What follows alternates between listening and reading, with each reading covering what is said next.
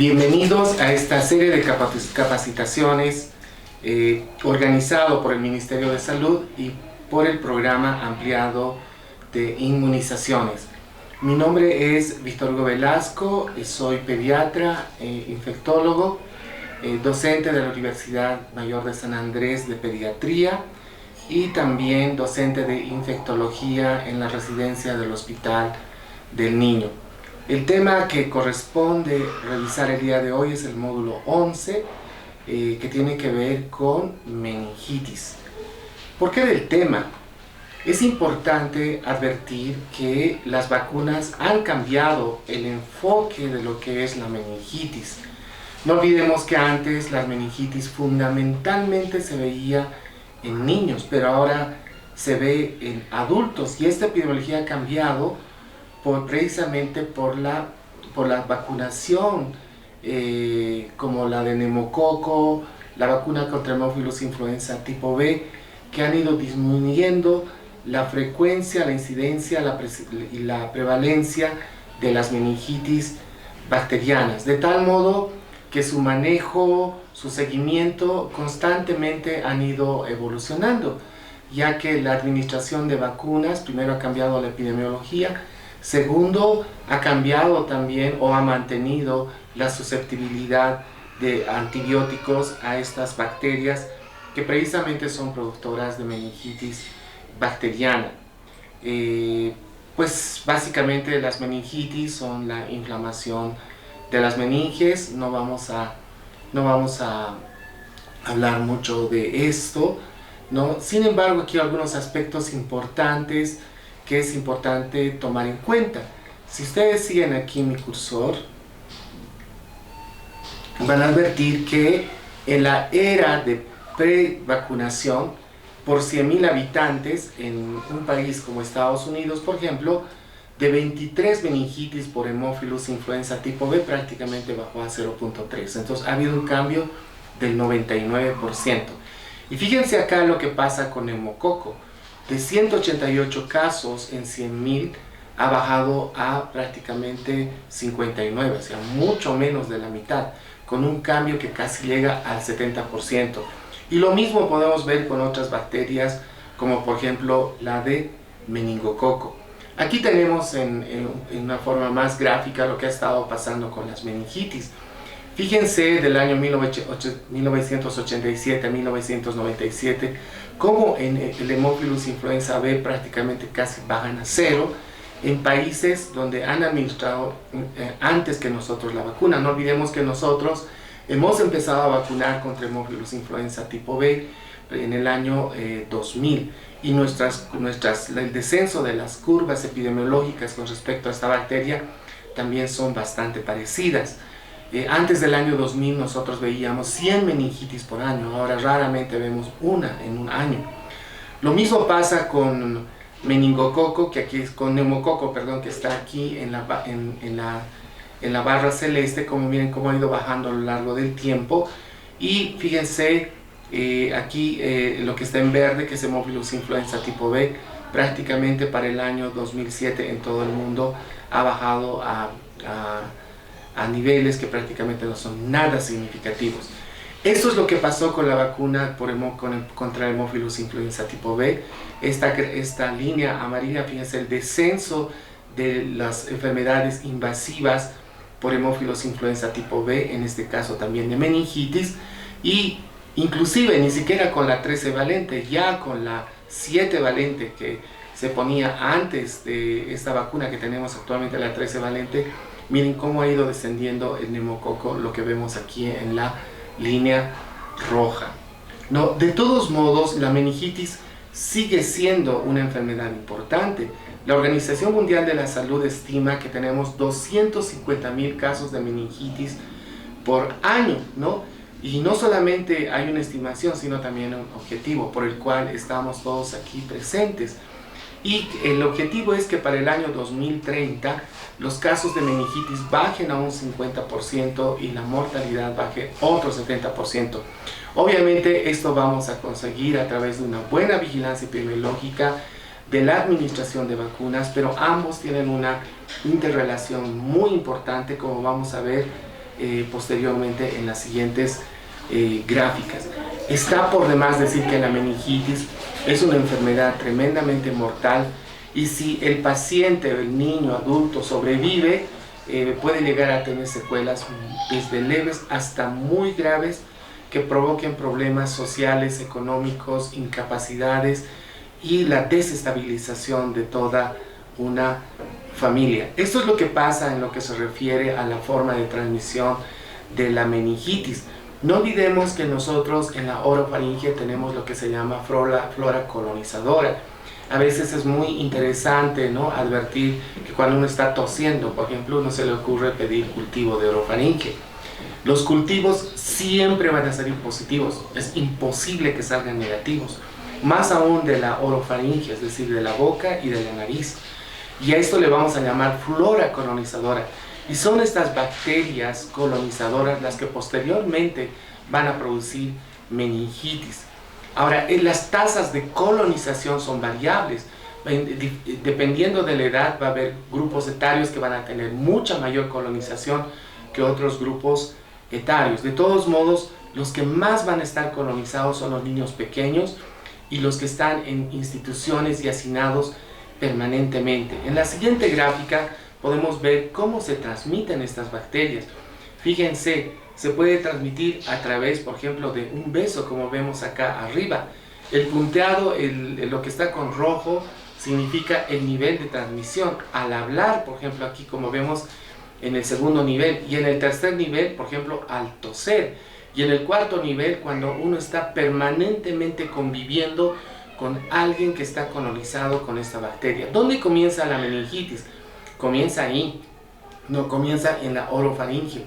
Esto reside en la nariz y luego se va a diseminar en forma continua o va a ser una bacteremia. Aquí podemos ver en esta gráfica, por ejemplo, cómo a partir de la nariz, a partir de la respiración, ¿no?, en este caso los neumococos, por ejemplo, van a invadir el epitelio nasal para posteriormente ir al pulmón, y a partir de ahí puede ir a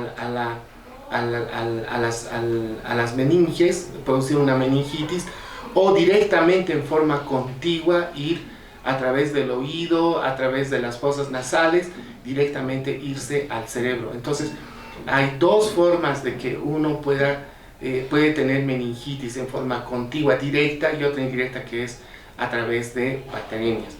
¿Cuál es la clínica cuál es la forma de diagnosticar una meningitis? Definitivamente la clínica es importante, y aquí vamos a tener que tomar en cuenta los factores predisponentes.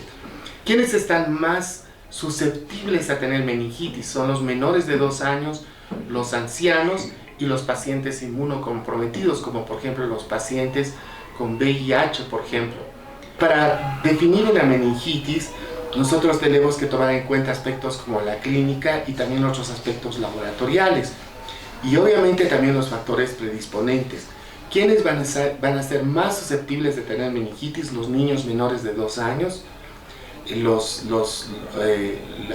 las personas adultas mayores de 65 años y los inmunocomprometidos, como por ejemplo los pacientes que tienen enfermedades de base como VIH, pacientes que tienen corticoides a dosis altas, por ejemplo. Las manifestaciones clínicas, nosotros hemos escuchado, por ejemplo, que en meningitis vamos a encontrar rigidez de nuca y otros signos que los vamos a mencionar. Sin embargo, es importante advertir que los lactantes y los neonatitos van a tener síntomas muy inespecíficos. O sea, aquí no esperemos encontrar rigidez de nuca, signos como Kernicke-Brunziski, que enseguida lo vamos a mencionar.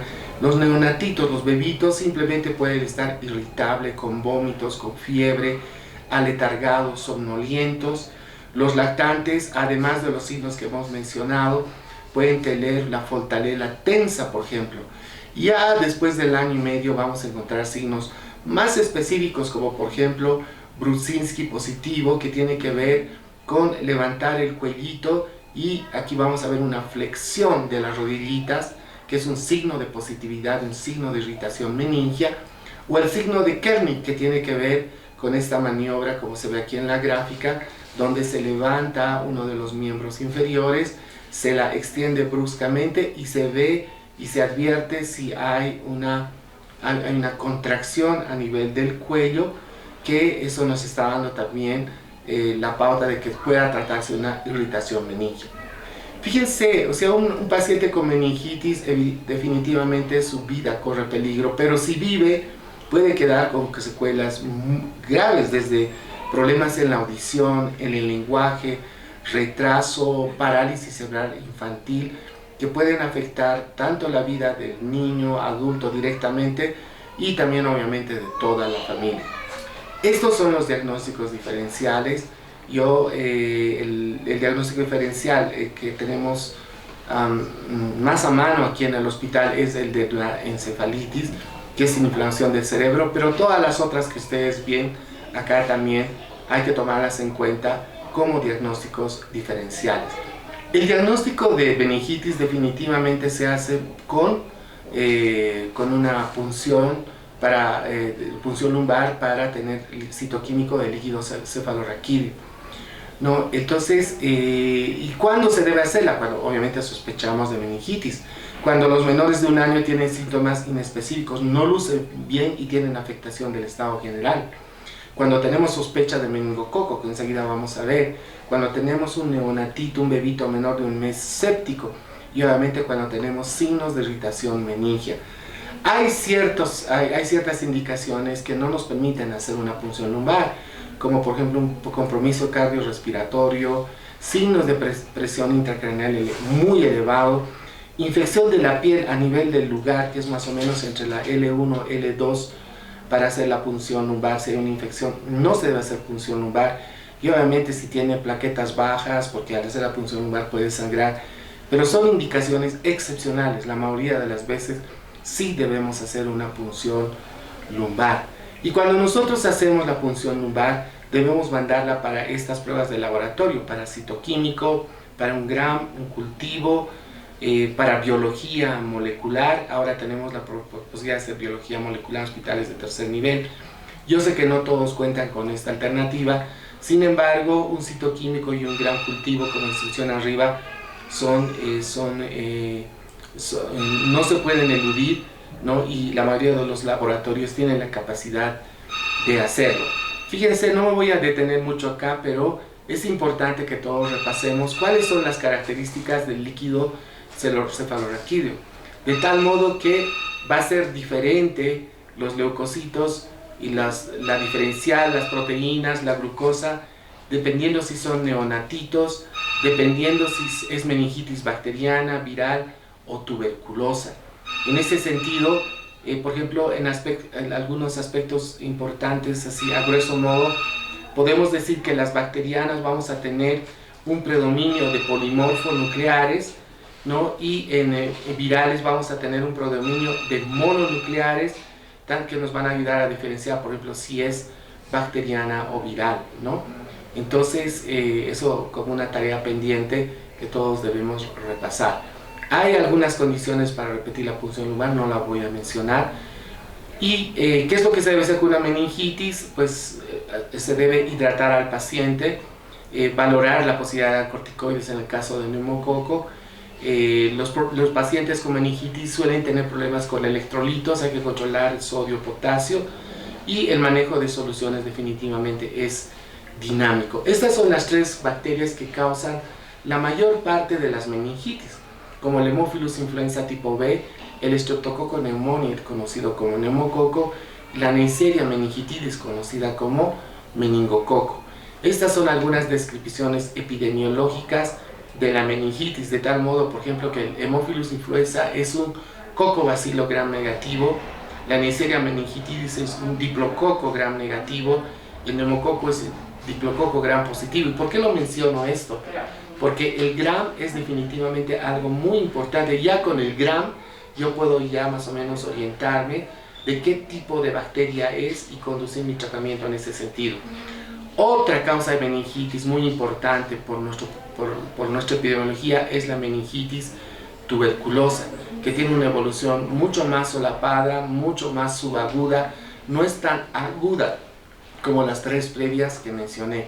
Y la terapia antibiótica va a ser dependiendo de la edad, dependiendo de la bacteria que yo he encontrado. Pero empíricamente ¿no? Estas son las bacterias que yo debo pensar según los diferentes grupos etarios, y estos son los tratamientos que yo debo considerar según también las bacterias que yo estoy pensando y según los grupos etarios. De tal modo que, por ejemplo, nada más por decir un ejemplo, en menores de un mes debo pensar en Streptococcus agalactiae, que es un Streptococcus beta hemolítico del grupo B, Escherichia coli, que las mujeres se colonizan, tanto así como con la Listeria monocytogenes en el canal vaginal. El bebito se coloniza con estas bacterias y son susceptibles a tener meningitis por estas mismas bacterias colonizadoras del canal vaginal de la madre. Y los antibióticos tienen que ir dirigidos pues a estas causas etiológicas empíricamente hasta tener el resultado microbiológico de qué bacteria es y poder conducir nuestro tratamiento en ese sentido. El tratamiento de las infecciones, dependiendo de lo que encontremos, puede diferir.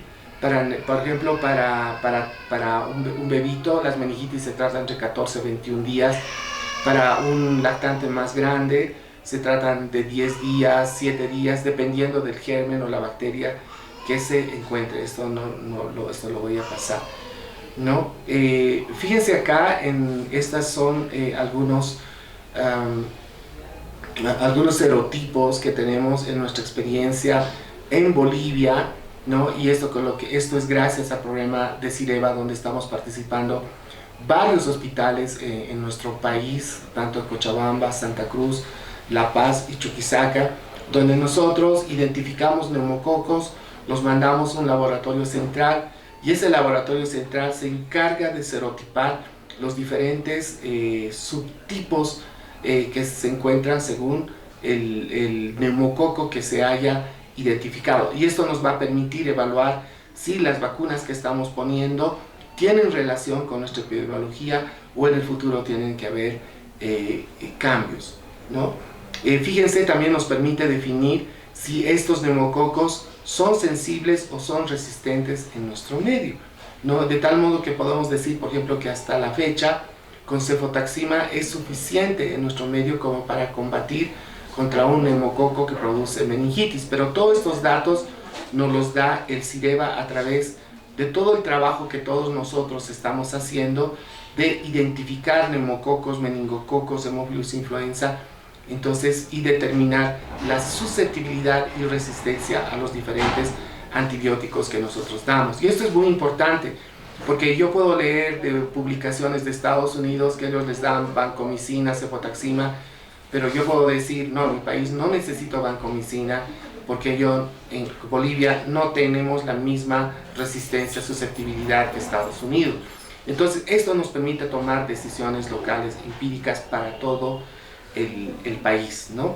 Aquí algunos serotipos que hemos encontrado importantes, el 19A, por ejemplo, que es el que más nos ha afectado, ¿no? Aquí una relación de serotipos por año.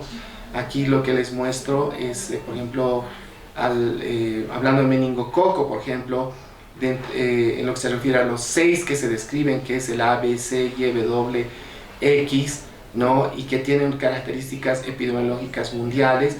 Pero nosotros también tenemos, a través del CIREVA, tenemos nuestra propia epidemiología, donde, pues, fíjense ahí, según los años, los diferentes serotipos o subtipos de meningococo que nosotros hemos encontrado a lo largo de estos años. La mayoría de estos es de la ciudad de La Paz y la mayoría de estos es en el Hospital del Niño.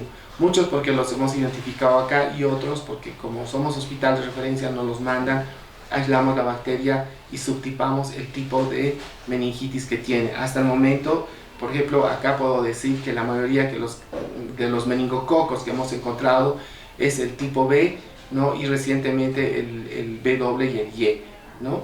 Entonces nos permite definir cuál es la situación epidemiológica de los diferentes meningococos. Esto lo voy a pasar.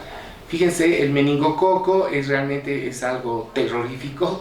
El meningococo nos puede matar en 24 horas, lo tenemos paciente. Fíjense cómo en 4 a 8 horas los síntomas son inespecíficos.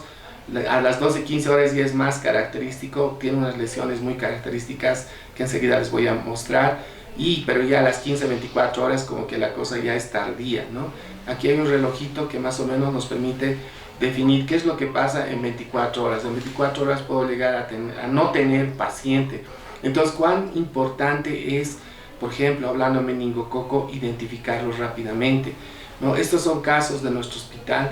Fíjense acá cómo vienen los pacientes con estas lesiones purpúricas, ¿no? Que son diseminadas en todo el cuerpo, ¿no? Que luego se diseminan así como si fuesen dominó, atacan a un niño, luego a las 48 horas atacan a otro niño. Y cuán importante es identificar y parar estas infecciones inmediatamente y hacer la prevención correspondiente. Algunos casos que les muestro, que ustedes lo pueden revisar con más calma, y definitivamente ya dentro de la parte reflexiva es comentar que la epidemiología bacteriana está cambiando, que debemos seguir con la vigilancia epidemiológica, ¿no? Que nos permite definir si necesitamos antibióticos como la vancomicina en caso de neumococo, por ejemplo. Puede que ahora no necesitemos, pero puede que en el futuro sí necesitemos. Esto va a ser siempre gracias a la vigilancia epidemiológica con la cual todos estamos contribuyendo a través del CIREVA, ¿no? Y por ejemplo, ya podemos decir que a nivel local, estos son los meningococos que tenemos en Bolivia.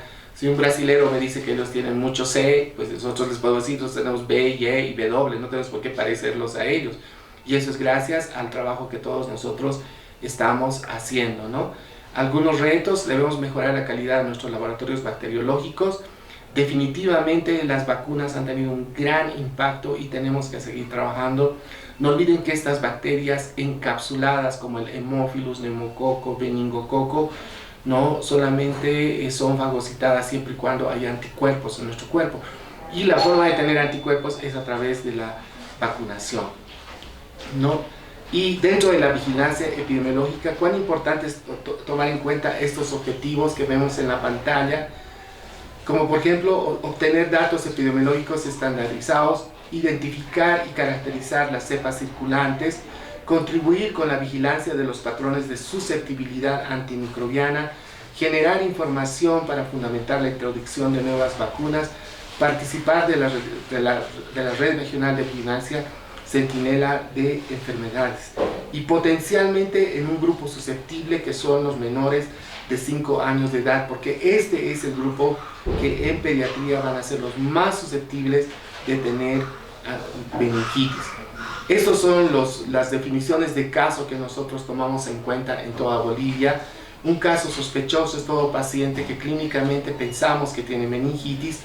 Un caso probable es a quien le hemos hecho una punción lumbar y tiene el citoquímico es orientador de una meningitis bacteriana.